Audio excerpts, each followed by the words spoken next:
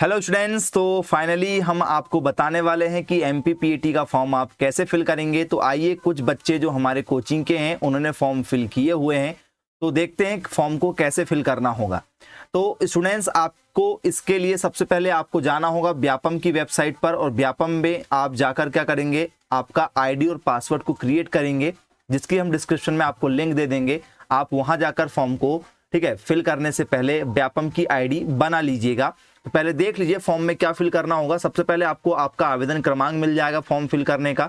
पंजीयन क्रमांक आपके पास में होगा, जो भी पंजीयन क्रमांक होगा आपका, जैसे आपका नाम है तो जो भी आपका 10th में नाम होगा वही आपको यहाँ पर नाम फिल करवाना होगा।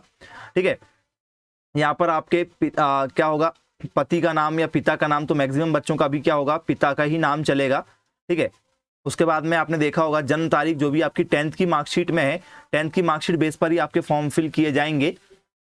तो आपको 10th की मार्कशीट ले जाना, 12th की मार्कशीट ले जाना यदि आपके पास में है।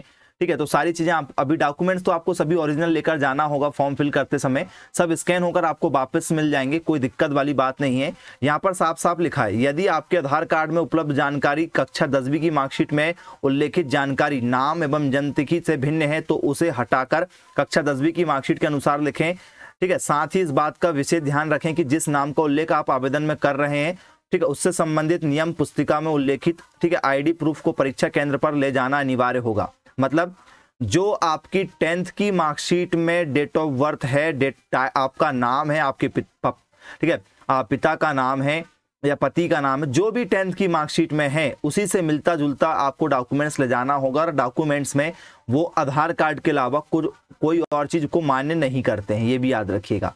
ठीक है, ओरिजिनल डॉक्यूमेंट्स में आपको आधार कार्ड ही मान्य हो रहा है, हर जगह आधार कार्ड ही लग रहा है।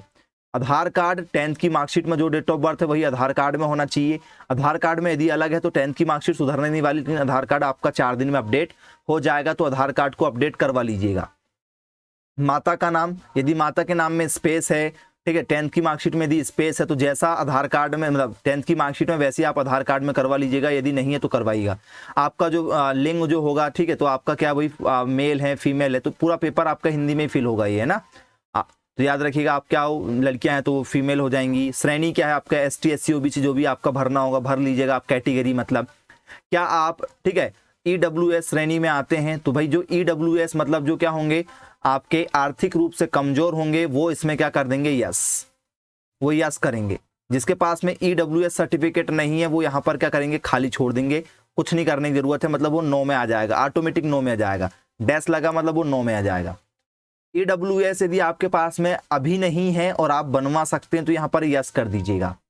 यदि आप यस करते हैं और गलती से नहीं बनवा पाते हैं, ठीक है, तो फिर आपका सिलेक्शन रद्द हो जाएगा। तो यस तभी करें जब आपके पास में हो, या आप बनवा सकते हैं कब तक, डॉक्यूमेंट वेरिफिकेशन तक, मतलब आज से 2 महीने के बाद तक यदि आप बनवा सकते हैं 2 महीने के अंदर में, तो कोई बात नहीं, आप यहाँ पर यस कर दीजिएगा। अभी फिलहाल यदि आपके पास में नहीं है तो बन जाएगा। क्या आप मध्य प्रदेश के मूल निवासी हैं, हाँ।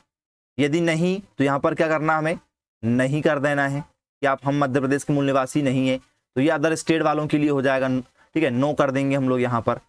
उच्च शैक्षणिक, ठीक है, योग्यता का स्तर क्या बोले सर, हमने क्या पास किए हैं, हायर सेकेंडरी पास किए हैं, मतलब 12th पास किए हुए हैं। निवास का क्षेत्र आप कहाँ रहते हैं, गाँव में रहते हैं, शहर में, रूरल में कि अर्बन में। ग्रामीण तो ग्रामीण, शहरी है तो हमको क्या करना पड़ेगा, यहाँ पर अर्बन करना होगा, याद रखिएगा। क्या आपके फिंगर बायोमेट्रिक परीक्षण में कोई समस्या है, बोले नहीं है, क्योंकि आपकी फिंगरप्रिंट में यदि कोई प्रॉब्लम जाएगी, मतलब उंगलियों में यदि कोई प्रॉब्लम है किसी बच्चे का, ठीक है, तो वो जरूर इसमें यहाँ देखिएगा। यदि हाँ तो कारण का विवरण दे कि भाई क्यों नहीं, भाई किसी के हाथ का जलना हो गया या किसी के हाथ की उंगली किसी कारण से डैमेज हो चुकी है, तो वो उसका आपको कारण भी देना पड़ सकता है। 10th की मार्कशीट पर बेस सारी चीजें भरी है, आवेदन का नाम है, उसके पिताजी का नाम लिखा जाएगा, उसका सरनेम यहाँ लिखा जाएगा, डेट ऑफ बर्थ लिखी जाएगी, ठीक है, ट्रांजैक्शन आईडी से आपका पेमेंट वगैरह हो जाएगा, वो जो भी पेमेंट काटेंगे। यदि आप क्या हैं, किस से बिलोंग करते हैं आप लोग, बोले सर यदि कास्ट देखेंगे तो कास्ट इनकी ST थी तो ST SC OBC का शायद 250 रुपये चार्ज है, एक्स्ट्रा मिला के आपको 330 रुपये के आसपास में उनने ले लिए हैं। ये आपका पहला तरीका हो गया। फिर इसके बाद में क्या है, देखो ये सब लिखा है।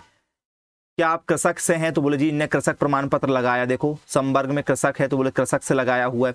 क्या आप दिव्यांग हैं, भाई आपको कोई हैंडीकैप्ट वगैरह है, तो बोले सर ठीक है, केवल परीक्षा शुल्क में छूट होगी, ठीक है, पेपर में कोई छूट नहीं दी जाएगी, नंबर में कोई छूट नहीं मिलेगी, सिर्फ ठीक है। तो दिव्यांग हैं तो बोले सर नहीं है तो कोई छूट नहीं मिलेगी। क्या आप जम्मू कश्मीर से बिलोंग करते हैं तो वो भी भर सकते हैं इस फॉर्म को, ठीक है, तो छात्रवृत्ति भी मिल जाएगी। और नहीं है कोई दिक्कत नहीं है। क्या आप नियम क्रमांक, ठीक है, 1.18 दिया हुआ है, ठीक है, बीएससी वानिकी पाठ्यक्रम में प्रवेश हेतु, ठीक है, अनुसार प्रवेश शारीरिक योग्यता रखते हैं। हाँ, मतलब जो हेल्थ हाइट है आपकी वो नॉर्मली सबकी हेल्थ हाइट हो जाती है, कोई दिक्कत नहीं है इसमें, इसको आपको यस ही करना होगा। क्या आप नियम क्रमांक 1.8.1 के अनुसार प्रवेश हेतु आयता रखते हैं, बोले यस, ठीक है। क्या आप एनसीसी वगैरह सर्टिफिकेट है क्या आपके पास में, एनसीसी का बी सर्टिफिकेट या सी सर्टिफिकेट है क्या, तो कुछ बच्चों के पास में एनसीसी के सर्टिफिकेट होते हैं तो यस जरूर कीजिएगा, उसका बेनिफिट भी मिलता है। क्या आप माध्यमिक शिक्षा मंडल 10th 12th की 12वीं में जो है आपका 12वीं पास है, मतलब या 45% के आसपास में है क्या, बोले हाँ, मतलब आप यदि पेपर भर रहे हैं, एमपीपीएटी भर रहे हैं तो आपके 45% होना अनिवार्य है, 45% होना अनिवार्य है। क्या आप वर्ष 2021 में 12वीं परीक्षा में हैं, तो जो अभी 11 पास आउट वाले बच्चे होंगे, ध्यान रखिएगा, जो अभी 11 पास आउट हैं और जो अभी 12th में पढ़ रहे हैं, जो बच्चे 12th में पढ़ रहे हैं वो यहाँ पर क्या कर देंगे, ठीक है, हाँ कर देंगे। जो 12th में अभी पढ़ रहे हैं वो इस फॉर्म को भरते समय यहाँ पर क्या कर देना, यस कर देना, याद रखिएगा। क्या आप पेमेंट सीट पर लेना चाहते हैं, तो पेमेंट सीट मतलब भाई यदि आपको फ्री सीट नहीं मिलती है, मतलब आपका नॉर्मल सिलेक्शन नहीं हो पाता है, तो क्या आप ज़्यादा पैसा देकर सीट लेना चाहते हैं, तो जो ज़्यादा पैसा देकर सीट लेना चाहते हैं वो यहाँ पर यस करेंगे, नहीं तो आप यहाँ पर नो कीजिएगा। क्या करेंगे आप लोग, तो सर यहाँ पर हम नहीं करेंगे। यदि आपको पेमेंट सीट पर एडमिशन नहीं चाहिए, आपको फ्री सीट पर चाहिए, कम पैसे में एडमिशन चाहिए, तो आप यहाँ नहीं करेंगे, नहीं तो आपको यहाँ पर क्या करना पड़ेगा, हाँ करना पड़ेगा। तो फिर आपको ज़्यादा पैसे भी देकर एडमिशन मिल जाता है, उसकी भी कुछ सीटें आपकी रिजर्व रहेगी जिसे हम लोग पेमेंट सीट कहते हैं। तो इसे नहीं करेंगे तो आपको फ्री सीट ही मिलेगी, पेमेंट सीट ऑप्शन नहीं मिलेगा फिर पेपर में। तो हाँ और ना ये आपके ऊपर डिपेंड होगा।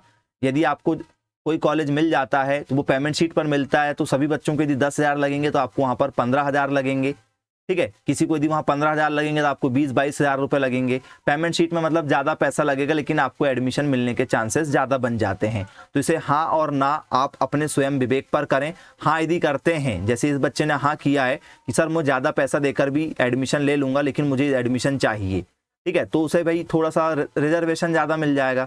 और यदि आप पेमेंट शीट पर क्या कर देते हैं, नो कर देते हैं, तो फिर आपको जो फ्री सीट है, जो कम पैसे की सीट है, वही वाली मिलेगी जो जैसे सभी बच्चों को मिलेंगी। पाठ्यक्रम में सब्जेक्ट क्या बोले सर, एग्रीकल्चर, इसने क्या भरा है 1 और एग्रीकल्चर 2 और 3 भरा हुआ है, ये एग्रीकल्चर से 1 2 3 भरा हुआ है। प्रवेश के लिए आपको देखो जो कॉलेज मिलेंगे, मतलब जहां आपको पेपर देने जाना है जिस शहर में, तो जबलपुर, भोपाल, इंदौर और सागर, इनने ये 4 शहरों का चयन किए हुए हैं, याद रखिएगा आप लोग, क्योंकि ये बालाघाट से हैं, ठीक है, बैहर बालाघाट के रहने वाले बच्चे हैं, ठीक है। तो आप यहाँ पर आपका जो पता रहेगा वो पता आधार कार्ड में जो लिखा रहेगा उसी हिसाब से लगवाइएगा। आवेदक के शरीर का स्थायी पहचान चिन्ह क्या होता है स्टूडेंट्स, जब कई बार क्या होता है कोई और बच्चा पेपर देना चला जाए, ठीक है, तो वेरिफिकेशन के समय में क्या होता है, मोल ऑन राइट, ठीक है, फिंगर, मतलब जो राइट हैंड की फिंगर है उस पर क्या एक तिल बना हुआ है बोले इनका, ठीक है। तो ऐसा पेपर में आपको एक आपकी क्या पहचान पत्र बताना पड़ता है कि भाई आपकी बॉडी का कोई पहचान पत्र बताना है, ठीक है, पहचान बतानी है। जैसे आप बता सकते हैं कि भाई हमारे सिर में कहीं तिल है, या फिर हमारे नाक में कहीं कोई तिल है, या हमारे हाथ में कोई, ठीक है, कोई ऐसा दाग वगैरह है, जो भी कुछ आपको बताना है। हालांकि सब लोग बताते हैं किस चीज़ को, आपके तिल को बताते हैं। मोल मत का मतलब हो जाता है तिल, तो आप अपने बॉडी के, ठीक है, ऐसी जगह में तिल बता सकते हैं जो आप दिखा भी सकते हैं समय आने पर। तो अपने बॉडी के उस तिल को आप बता दीजिए कि हाथ में है या पैर में है या सिर में है, ठीक है, जहां भी आपको, या चेहरे में है, तो आप तिल बता दीजिएगा। ये वाला ऑप्शन भी आपको फिल करना होगा, ठीक है। ये पहचान के समय बहुत ज़्यादा काम आता है गवर्नमेंट जॉब में। अभी फिलहाल तो आपको ज़्यादा दिक्कत नहीं जाएगी, गवर्नमेंट जॉब में ये बहुत ही बड़ी, ठीक है, भूमिका निभाते हैं। आपका आधार कार्ड, उसका नंबर लगेगा, ठीक है, आधार कार्ड का नंबर, आपका मोबाइल नंबर फिल किया जाएगा। अगर आपकी एक ईमेल आईडी आपके पास में होगी, नहीं होगी तो आपके मोबाइल में तो रहती है, यूट्यूब चलाते, यूट्यूब में मोबाइल आईडी का यूज़ होता ही है, याद रखे होंगे, क्योंकि आप हमारा वीडियो देख रहे हैं तो आपकी आईडी होगी, आपकी नहीं होगी तो परिवार वालों की लगा दीजिएगा, कोई बड़ी बात इसमें नहीं है। फिर एक और देख सकते हैं आप लोग इस तरीके से, ठीक है, यहाँ पर क्या आप विवाहित हैं, बोले सर नहीं है, यदि हाँ तो विवाह की जन्म तिथि डालना है। यदि क्या हो रहा है, जीवित बच्चों की संख्या, यदि बच्चे हैं तो भाई शादी होगी तो बच्चे भी होंगे, अंतिम बच्चे की कब जन्म तिथि हुई थी। यदि आप बच्चे यदि आपके हैं तो फिर वो इस तरीके से और भी पूछा जाता है। भाई कुछ लोग होते हैं जिनकी जल्दी शादी हो जाती है, फिर वो पढ़ाई जारी रखते हैं, तो वो उन लोगों के लिए होता है भाई जिनकी एज हो गई लेकिन उन्हें अब करने का थोड़ा सा ऐसा हुआ कि हाँ हमें अब करना है, तो याद रखेंगे। यदि कोई विकलांग है तो विकलांग के लिए देखो 40 न्यूनतम प्रतिशत होना चाहिए विकलांग, मतलब 40% विकलांग होना चाहिए, ठीक है, तो ही उसको बेनिफिट देखने को मिल सकता है। फिर उसके बाद में यहाँ पर पता वगैरह जाएगा, वो नॉर्मल सी चीज़ें जो है जो विकलांग वगैरह के लिए भरेंगे। EWS है तो देखो जिसके पास EWS नहीं होगा तो वो यहाँ खाली छोड़ देगा, आपको नो भी नहीं करना, खाली छोड़ देना, कोई बड़ी दिक्कत वाली बात यहाँ पर नहीं जाएगी आपको। फिर नेक्स्ट क्या हमें, आवेदक की हस्तलिखित स्कैन फाइल, यहाँ पर आपको पूरा लिखना पड़ेगा कि मैं घोषणा करता हूँ, यही वाला पूरा उठा के मैं घोषणा करता हूँ, ठीक है। यहाँ पर आपको नीचे मिल जाता है आपको क्या लिखना है, देख कर आप भर दीजिएगा। आपको यहाँ पर बैंक खाता नंबर भी लगेगा, बैंक में आपका खाता होना चाहिए, कौन सी बैंक में आपका खाता है उसका IFSC कोड पता होगा, उस बैंक की शाखा का नाम, खाता का नंबर, ठीक है, ये चीज़ें लगेंगी। क्यों? क्योंकि जब आपको स्कॉलरशिप वगैरह मिलेगी तो उसका बेनिफिट भी आपको यहाँ से मिल जाएगा। तो आप अपने खाता किसी एक बैंक में ज़रूर खुलवा लीजिएगा।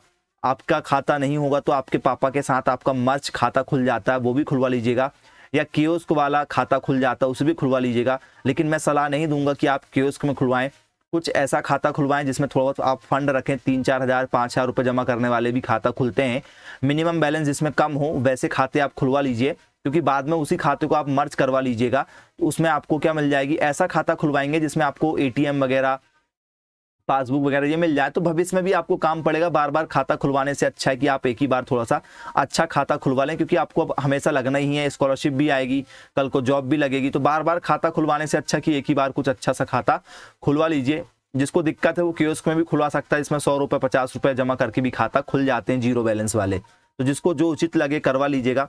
मैं तो यही सलाह दूंगा कि ATM वाला खुलवाएं, क्योंकि जैसे ही आपका भी सिलेक्शन हो जाएगा आप बाहर चले जाएंगे तो आपको ATM का बेनिफिट, ठीक है, अभी से मिल जाएगा, तो आपके पास में वही रहेगा, तो आप बाहर जाके कॉलेज में क्या कर सकते हैं, घर वालों से पैसे बुलवा सकते हैं समय आने पर। तो अभी ATM वाला ही यूज़ करें तो बेटर होगा आपके लिए।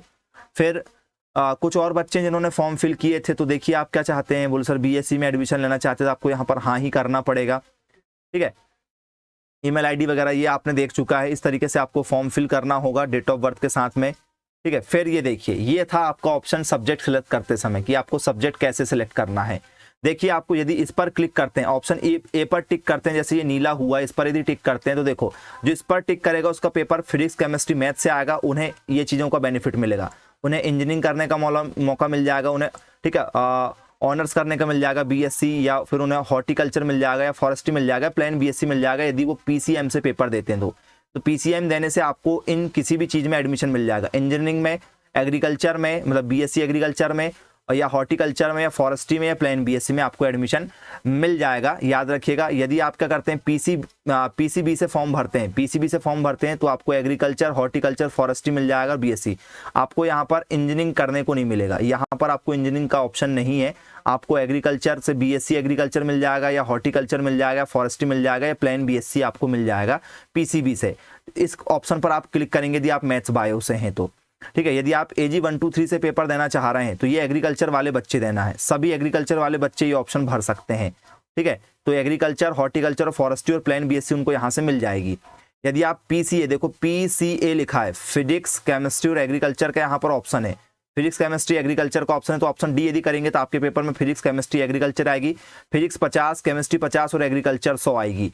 एग्रीकल्चर से देंगे तो आपको क्या आएगा, PCM भी होता है, PC, ठीक है, PCM भी आप आगे पीछे भी लिख सकते हैं, फिजिक्स केमिस्ट्री बायोलॉजी और मैथ्स आएगी आपको, ठीक है, सब 25-25 नंबर की, तो ये 100 नंबर की होगी, 4 सब्जेक्ट हैं तो 100 नंबर के, और आपका क्रॉप 50 नंबर का और एनिमल भी कितने नंबर का, 50 नंबर का आ जाएगा।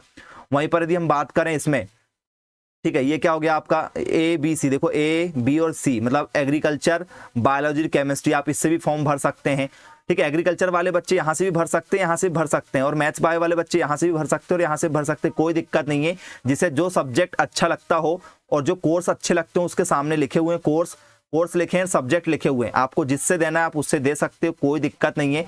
इन्हें कोई भी, सिर्फ बीटेक के लिए बस एक प्रावधान है कि उसके लिए मैथ्स बायो वाले बच्चे ही चाहिए, मतलब मैथ्स वाले बच्चे ही चाहिए, बायोलॉजी के बच्चे नहीं चाहिए, ना तो एग्रीकल्चर के।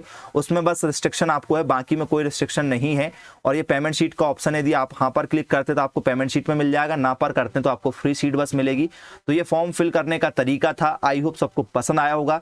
प्लीज़ प्लीज़ इतनी मेहनत करके वीडियो बना रहे हैं, शेयर जरूर कीजिएगा दोस्तों के साथ में, सब्सक्राइब कीजिए चैनल को और दोस्तों को भी बोलिए कि चैनल को सब्सक्राइब कर लीजिए। यदि एमपीपीएटी निकालना है, पीवीएफटी निकालना है और दहेज निकालना है तो इससे बड़ा प्लेटफॉर्म आपको कहीं भी यूट्यूब पर नहीं मिलेगा, जो आपको पीवीएफटी, दहेज और एमपीपीएटी की सही जानकारी देते हैं। और यदि आप कोचिंग करना चाहते हैं तो नए बैचेस की शुरुआत फिर से होगी आपके लिए। क्रैश कोर्सेज आप कर सकते हैं बिल्कुल बहुत कम फीस में। यदि आपको क्रैश कोर्स करना है तो आप हमारे मोबाइल नंबर 9407384042 पर कांटेक्ट कर सकते हैं और ज्वाइन कर सकते हैं एक दिन की डेमो क्लासेस। यदि आपको पसंद आती है तो आप कम फीस में अपने कोर्स कर सकते हैं और अपना सिलेक्शन ले सकते हैं। हमारी जो क्लासेस है वो चलेगी गूगल मीट एप्लीकेशन पर, तो आप प्ले स्टोर से जाकर गूगल मीट सॉफ्टवेयर को डाउनलोड कर लीजिए और हमें व्हाट्सएप पर मैसेज कर दीजिए अपना नाम, सब्जेक्ट और आप किस शहर से बिलोंग करते हैं और आप कौन सा कोर्स हमसे, ठीक है, सीखना चाहते हैं, पढ़ना चाहते हैं, उसे मैसेज कर दीजिए। आपको एक दिन की डेमो क्लास दी जाएगी। डेमो क्लास पसंद आने पर आप फीस जमा कर सकते हैं और अपना एडमिशन यहाँ पर ले सकते हैं। तो मिलेंगे नेक्स्ट वीडियो में, तब तक के लिए thank you for watching this video. Have a nice day.